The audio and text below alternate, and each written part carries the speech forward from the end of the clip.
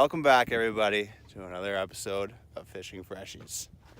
We got a friggin' awesome one today. I am actually so pumped.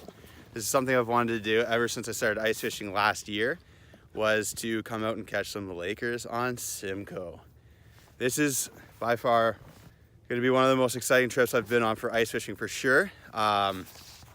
If we get into them, it's going to be an amazing day, which we will. I have confidence in us. I'm with my buddy Chad right now. He's just kind of setting up the rest of this in here. He'll come out. Hello. He's actually from up and around this area. You fished this a few times, eh? Yep. He has a bit more knowledge than I do because I've never actually fished SIMCOE on the ice before in my life. So yeah, this is gonna be pretty awesome. I've heard this is the best place in North America pretty much for big fish. So I'm not gonna ramble too much. That's just what we're gonna do today. We're gonna get onto some Lakers, maybe move in, catch some whitefish, and that's kind of how we're gonna roll with it. We're kind of gonna play it by ear. I heard moving around is pretty key. We're starting out really deep in about 100 feet. I'm super excited. So we're just gonna get right into this and start cranking them in. All right, so Chad, why don't you explain to us, what did we discuss as we were setting up the hut that it could be a possibility problem? We've got guys over here and guys over here, and I'm like, well, what if we're the idiots setting up on a shelf in like 20, 30 feet of water? Well, guess what? We're the idiots setting up on a shelf. Oh, that's just great. All right, guys, time to move. After all of that, when I showed you the graph and it was sitting at 17 feet, we were right. We were on top of a shoal there, but it was in simulation mode. We were actually only on 60 feet, or we were in 60 feet, but that's still not where we want to be. We want to be at 90. So now we are at 89.7 feet. The money right there. We're just off of that actually, so it comes down pretty good on both sides. We're hitting a channel, it's a small channel, smaller channel of the two. And we're thinking this could be my spot. So we're getting rigged up, we're getting down there. It only took us probably about 15 more minutes to do that. Yeah. Perfect. Let's do it. Woo.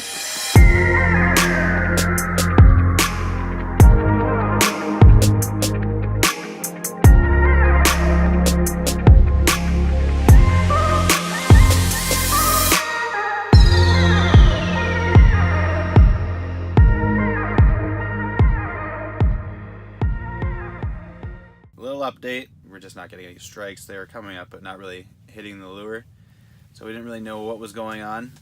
We decided to go out and ask somebody who's fishing in the same area. Had a very hilarious encounter with a guy from Russia, you know, a very strong accent. He asked us, what are you doing? What you want? What you want? We say, we want to know how to fish.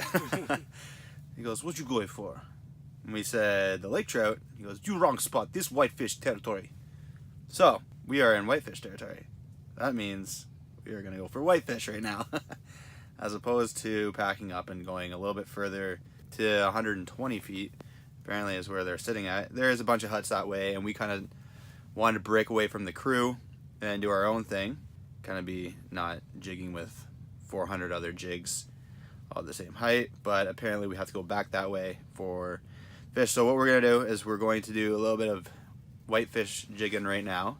We're gonna pack up, do lunch, and then head back out here for the evening bite. So be back on the ice for around 1:30.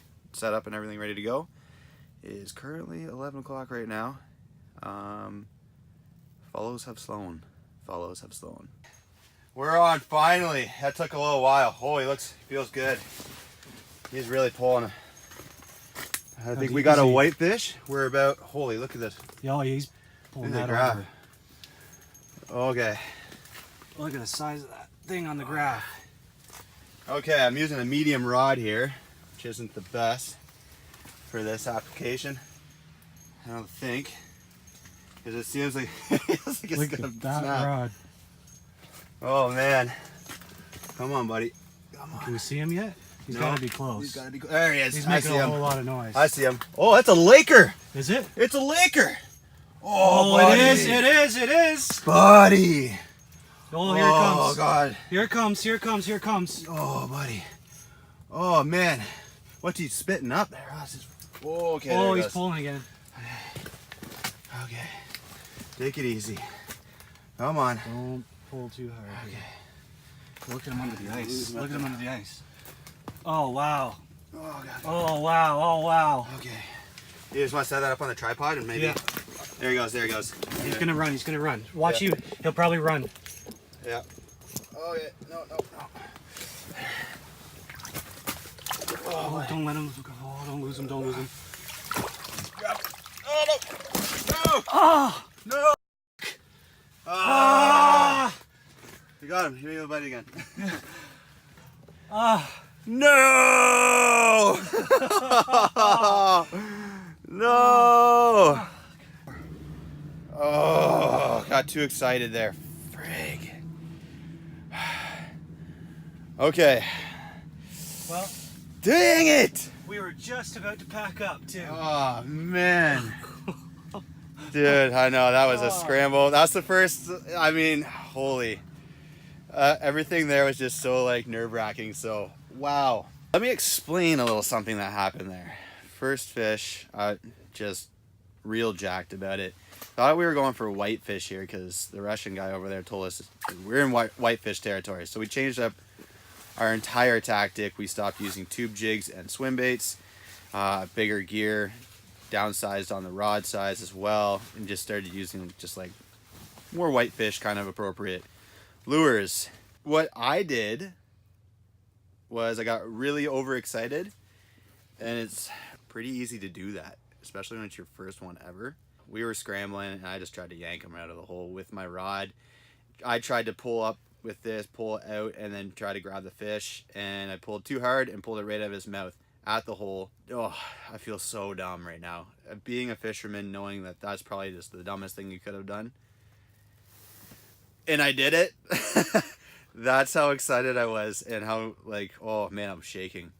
Hopefully we get another chance like that. That's just unfortunate. So You had the fish on and I'm shaking. yeah.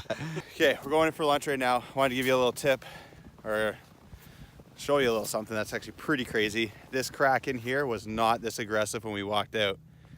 There is water on that side over here, right along this edge, and we were hearing just like movement while we were in the shack. You know, that constant like doo, doo, that kind of noise.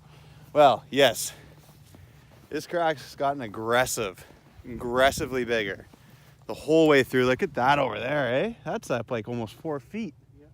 Piled up ice. It's just cracked all the way, zigzagged all the way through here, zigzagging all the way across, all the way out. That guy actually just looked like his back end dropped in there a bit. It looks like he dropped something. Yeah, he's going back to check it out. Be very careful when you're out here. That is intense. That's pretty cool. Just wanted to show everybody that. That's pretty neat. I haven't experienced that myself, but today I have. Cool. We are on the not night bite, evening bite right now. We've had a few follows. Looks like everyone else is coming off the ice, so I don't know if that's a sign or not. I feel like a real dummy for losing that fish, my one and only opportunity. And I went and messed it up. Oh well, what can you do? Chad just had one on. We didn't have enough time before it popped off, but it went with the old glide bait. He felt pretty heavy. Yeah, man, I saw your rod. It bent right over there. That was pretty big, pretty intense. So that's three strikes today. 2 fish actually hooked, 1 to the hole, and 1 lost at the bottom. But he looked big. He looked like a big mark too. So stuff's happening.